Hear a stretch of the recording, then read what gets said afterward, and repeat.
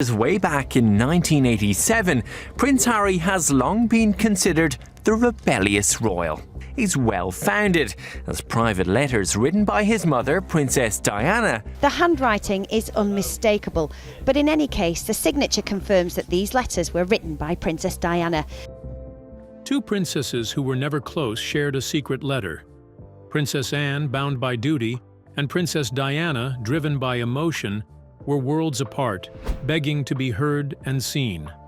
Their distant relationship fueled endless gossip, but 26 years later, a private letter between them has come to light. Why did Diana write to Anne? Was it a warning, a plea, or a secret the royal family wanted to be buried? Join us as we uncover Diana's lost letter to Princess Anne. Diana's secret letter to Anne. On a cool morning in Essex, England, early 2024, auctioneer James Parker's hands shook as he opened an old, dusty box filled with Princess Diana's letters. Private letters written by the late Princess Diana are set to be auctioned today in England. Inside were thank you notes and kind messages that were being put up for auction. But one letter that stood out was a sealed envelope for Princess Anne. This letter would change everything we know about the royal family. The letter had been hidden in a private collection since Diana died in 1997. Unlike her other letters, which were often sold or shared in the news, this one stayed sealed for 26 years. The cream-colored envelope had Diana's royal letterhead and her neat handwriting, still clear after all those years. When news of the letter spread, royal experts quickly traveled to Essex. Among them was Dr. Sarah Matthews, a well-known historian who studied Diana's letters. She noticed that, unlike others that had folded, faded ink and worn edges from frequent handling, this letter looked almost untouched. It was as if it had been sealed just yesterday, perfectly preserved, despite the many years that had passed. The letter's path to the auction house made the story even more mysterious. It had been owned by 3 different people, but was never opened. The last owner, a retired banker named Thomas Henderson, bought it in 2001 from someone who had worked for the royal family. That person chose to stay unknown. Experts studying the envelope noticed something unusual: a small red wax seal with Diana's personal crest. This was different from the usual royal seal she used. It showed that the letter was very important because Diana only used this special seal for her most private messages. The words inside the letter were even more surprising than their history. Diana wrote it in early 1997, only a few months before she died in Paris. The princess who spent her life in the relentless glare of the public eye died in a speeding car in Paris. Her message was not filled with anger or sadness. Instead, she calmly shared her thoughts about the future of the royal family. She also made an unexpected request to Anne, the one person who had always kept her at a distance. Diana wrote about changes she believed would happen to the royal family. In 1997, these changes seemed unlikely, but now they feel real. She talked about the royal family needing to adapt, the media becoming more powerful, and her worries about how all of this would affect her young sons, William and Harry. The most surprising part was how Diana spoke about Anne. Even though they were never close, she wrote with respect and understanding. She admitted they were different, but praised Anne for being strong and loyal to the royal family. Then came the most important part. Diana asked Anne to look after William and Harry if something happened to her. The timing of Diana's request made it even more important. In early 1997, she was doing more charity work, especially fighting against landmines. In 1997, Princess Diana shocked the world by walking through a minefield in Angola. This work took her to dangerous places and made some powerful people unhappy. Her letter showed that she felt unsafe, but was still determined to keep going. Royal historian Dr. James Bennett said the letter showed Diana understood politics well. She wrote about the same problems the royal family faces today: how to keep traditions while meeting modern expectations, and the struggle between private life and royal duty. She saw it all before it happened. The palace has not spoken about the letter, but their silence says a lot. They have not said if it is real or fake. However, handwriting experts who have studied Diana's other letters believe it is real. The paper, ink, and writing style are the same as her other confirmed letters from early 1997. Today, the letter is kept safe in a special room at the British Library, where experts are still studying it. Its discovery has started new talks about Diana's life and how she saw the future of the royal family. Most importantly, it has changed how people see her relationship with Anne. Even though they were different, Diana seemed to trust Anne in a way that others never noticed. This letter, kept secret for many years, is not just about the past. It helps us understand the royal family today. William and Harry have taken very different paths, and the monarchy is still dealing with the changes Diana once said would happen. But Diana's last message was about more than just the future of the monarchy. In the months before she died, her letters became more urgent. But why did she feel it was so important to write to Anne, someone she was never close to? A mother's warning, a princess's hope. In the spring of 1997, Diana's secretary saw a change in her. Typical Diana was always careful with her letters, but now she was writing more often.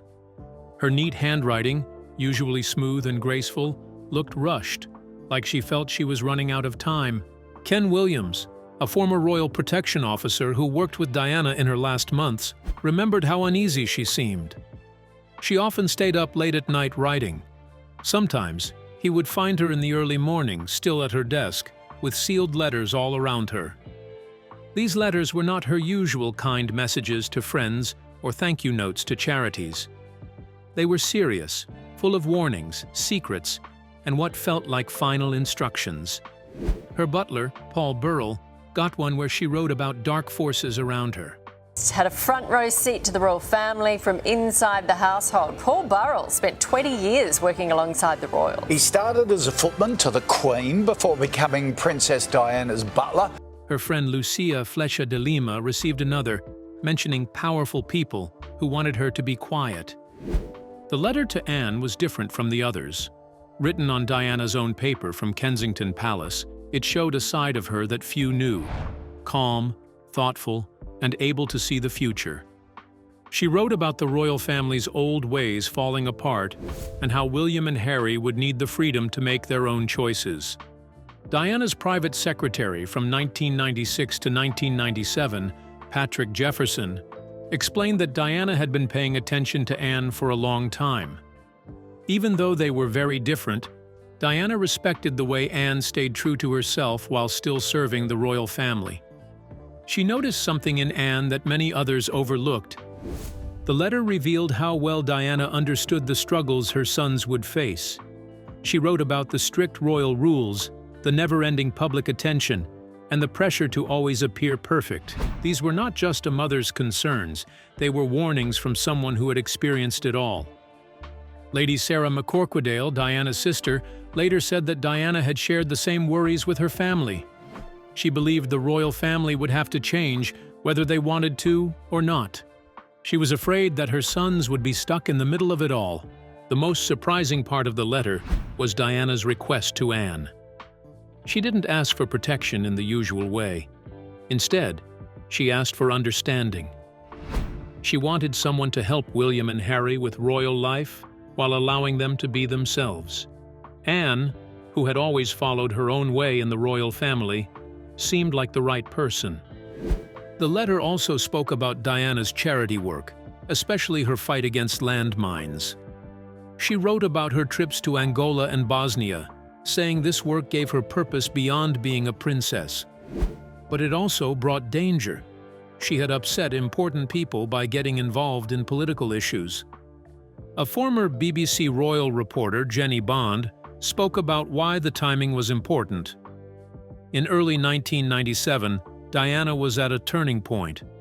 Diana always told me that whatever was going on in her own marriage and her own life, and all the difficulties, she no longer had her royal title, but she had found her own voice. She was making a real difference in the world, but it was not without danger. Diana told Anne that she felt watched. She noticed cars following her and heard strange silences during phone calls. But she did not sound afraid. Her words felt like someone making plans, just in case something happened. Diana's last words to Anne were not about fear or sadness. She wrote with hope. Hope that the royal family could change, that her sons could be happy, and that even distant relationships could grow warmer. She ended the letter not as a princess, but as a mother, trusting someone she respected to look after what mattered most, her boys. At the end of the letter, Diana added a short note saying, "Time will prove her right." Today, her words feel true. William tries to balance royal duty with an ordinary life, while Harry has chosen freedom instead of tradition. Diana saw it all coming. Diana's letter to Anne did not come from nowhere. Their complicated relationship began years earlier, shaped by a quiet rivalry. What caused the distance between these two strong women? And how did a small disagreement at a royal christening change everything? Royal divide between duty and change. In the grand halls of Buckingham Palace in the early 1980s, two princesses lived very different lives. Princess Anne had already found her role in the royal family. She worked hard, attending many events each year, but she did not seek attention. Her days were filled with charity work, military events, and meetings with leaders, important but less glamorous duties of the royal family. Lady Pamela Hicks, a cousin of Prince Philip, and someone who knew the royal family well, remembered Anne's hard work. She said Anne woke up early, read important papers, and traveled to far places in Britain. Anne never looked for praise. She believed duty was its own reward. Then Diana came, bringing warmth and energy that the public loved. While Anne was serious and focused on duty, Diana shined like a star. She had a special way of connecting with people, showing feelings, and even breaking royal rules by hugging or crying. This changed how people saw the royal family. Former royal reporter James Milton noticed the change. He said that Anne's work, like opening hospitals and visiting schools, was hardly in the news anymore. Her Royal Highness is opening a new primary school, which will serve around 300 children. Everyone only wanted to see Diana. If she wore a new dress or changed her hair, it was on the front page. The tension was hidden behind polite smiles. At royal events, Anne hardly looked at Diana. In family photos, she stood far away from her. These small actions add up over time, creating a distance that would last for years. Their ways of handling royal life were very different. Anne followed the old rule of staying silent and never explaining. Even during her divorces and troubles, she kept working as if nothing was wrong. Diana was the opposite. She spoke openly about her struggles with food and mental health, making people see the royal family more humanly. The trouble started when Prince William was born in 1982. Royal rules suggested that Anne should be his godmother since Charles was already a godfather to her son Peter. This role was meant to bring the family closer and show trust. Royal writer Sarah Bradford explained why this mattered. Being chosen as a godparent to a future king was more than just an honor. It showed trust in a person's wisdom and character. Anne thought she would be chosen. The whole family thought so too. Diana made a different choice. She picked friends who had shown her real kindness instead of following tradition. Leaving Anne out surprised many in the royal family. When Prince Harry was born 2 years later, Diana once again did not choose Anne as his godmother. Lady Susan Hussey, who worked closely with the Queen, saw what happened next. She said Anne felt hurt. To Anne, it was not just about being left out. She felt Diana was rejecting her and everything she stood for: duty, tradition, and the right way to do things. Anne's reaction said a lot. On the day of Harry's baptism, she did not attend. She said she had other plans, a hunting trip at her country home. Her message was clear: if Diana could ignore tradition, so could she. After this, they grew even further apart. Anne focused even more on her royal duties, while Diana started to speak up for herself. When they met at family events, they were polite but distant. Each stood for a different idea of what it meant to be a princess. Even with their differences, they had something in common. Both wanted to be their own person in a royal world that expected princesses to be quiet and obedient. They just took different paths to do it. While the newspapers and royal events showed their rivalry, there was more happening inside the palace. In the beginning, Diana struggled to understand royal life. But how did Anne ignoring her help shape the Diana the world would later love? Diana's struggle for acceptance. Before the fame and the sorrow, before the world called her the people's princess, Diana Spencer was a 19-year-old girl stepping into a life full of old rules and traditions. In the summer of 1981, just weeks before marrying Prince Charles, she walked through the grand halls of Buckingham Palace, trying to understand the royal way of life. Marion Crawford, who once worked for the royal family, saw Diana trying hard to fit in. She said Diana spent hours practicing the perfect curtsy, learning how to speak to different people, and studying royal rules. She wanted very much to be part of the family. Anne watched without much interest. At formal dinners, Diana tried to talk, using the polite words she had practiced. Anne only gave short nods and kept eating, hardly looking at her. These small rejections hurt more than any harsh words. Lady Elizabeth Anson, the Queen's cousin, noticed these moments. She said Diana could make a room feel bright, but near Anne, she seemed smaller. Can you tell us about royal parties that you've organised in the past? They're so different to what they were. Her smile faded, and she lost confidence, like a flower closing in the cold. The palace staff saw Diana change. She was no longer as warm and free. Instead, she became nervous. Before family events, she would check the rules again and again, afraid of making mistakes. But no matter how hard she tried, Anne never seemed to approve. In 1982, former palace chef Darren McGrady found Diana alone in the kitchen late at night. She was crying and saying she did not understand what she had done wrong. She kept asking why some family members could not accept her for who she was. As Diana's marriage to Charles started to fall apart, she felt more alone in the palace. The same walls that had seen many royal stories now trapped a young woman battling sadness and an eating problem. When she asked for help, she found only silence. Royal correspondent Richard Kay observed that the palace's design reflected its emotional atmosphere. The long hallways, closed doors, and strict rules about keeping distance all sent a clear message. Personal struggles should be kept private, and showing weakness was not acceptable. Anne's reaction to Diana's struggles said a lot. When Diana missed events because of her bulimia, Anne was said to have remarked that illness shouldn't get in the way of duty. This showed how different they were. Anne believed in staying strong and quiet, while Diana was open about her feelings. By 1990, Diana had found ways to cope. She made friends with junior staff, created quiet places where she could be herself, and used royal rules to protect herself. But it came at a cost, and she later told friends that she had lost parts of who she really was. Diana's cousin, Sarah Spencer, shared an important detail. She said that Diana kept a diary in her early years. In it, Diana wrote that she felt like an actress in a play where everyone else knew the script except her. Anne was not seen as an enemy in those pages, but as someone Diana wished would help her learn how to survive in the royal world. For many years, the palace walls kept these untold stories.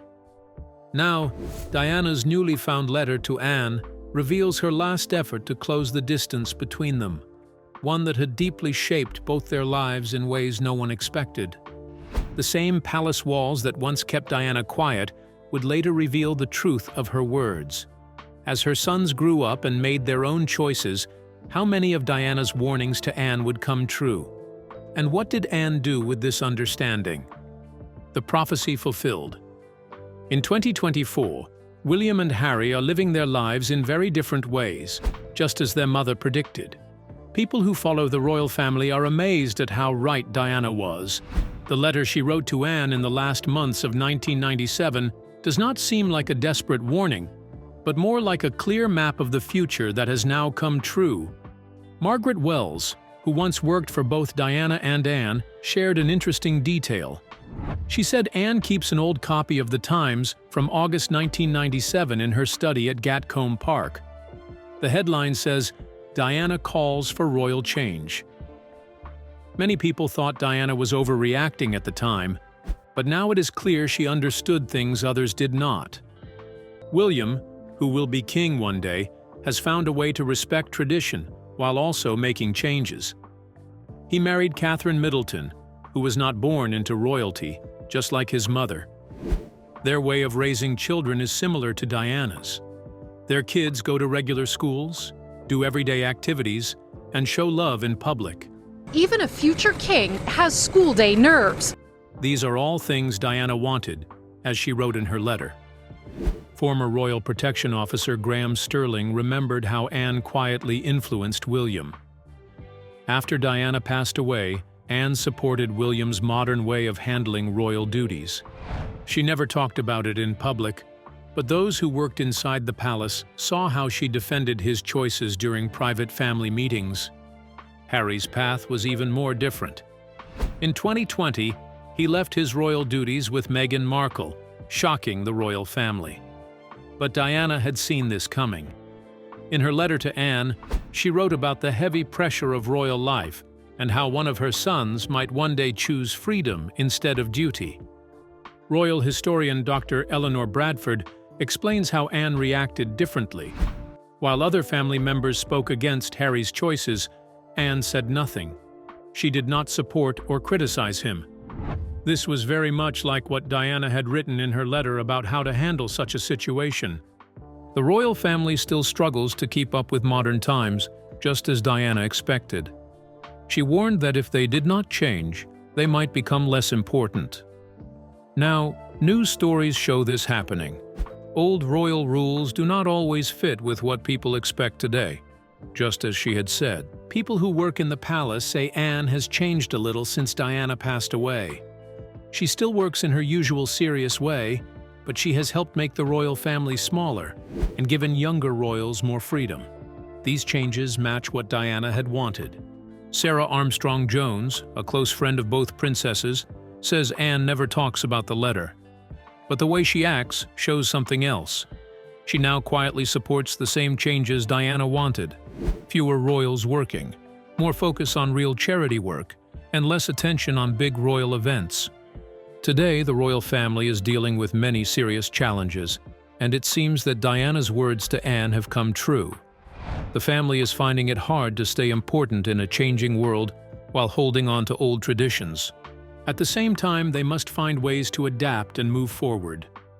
This struggle is exactly what Diana spoke about in her final message, where she warned about the need for balance between tradition and change. Now, her words feel more relevant than ever as the royal family tries to navigate these difficult times. Lady Anne Glenconner, who has known both princesses since they were children, shares her thoughts. She says that Diana and Anne both wanted the royal family to last in the modern world. They just had different ideas on how to make that happen. Now, through the choices of William and Harry, both of their ideas are becoming real at the same time. Diana's letter to Anne has rewritten what we thought we knew about their relationship. But does it make Anne wish he had bonded with Diana? If Diana could see how William and Harry's lives turned out, would she believe her warning was truly heard? Share your thoughts with us in the comments section. Remember to like, share, and subscribe for more. Also, click the next video showing on your screen. You will enjoy it.